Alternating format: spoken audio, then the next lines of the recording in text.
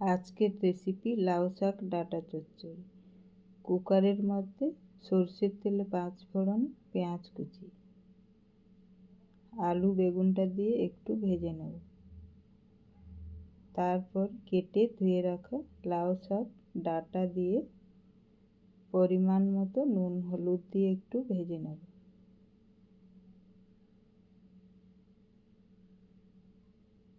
এরপর কালো সরষে, সাদা সরষে, রসুন, কাঁচা লঙ্কা বেটে নেব।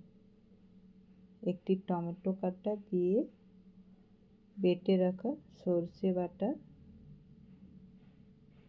নেড়ে চেড়ে মিশিয়ে নেব। স্বাদের জন্য একটু চিনি দিয়ে আধা কাপ জল দিয়ে নেড়ে চেড়ে ঢাকা দিয়ে 2 সিটি দিয়ে নামিয়ে নেব। ব্যাস রেডি হয়ে গেল সব থেকে ইজি লাউ শাক ডাঁটা চচ্চড়ি।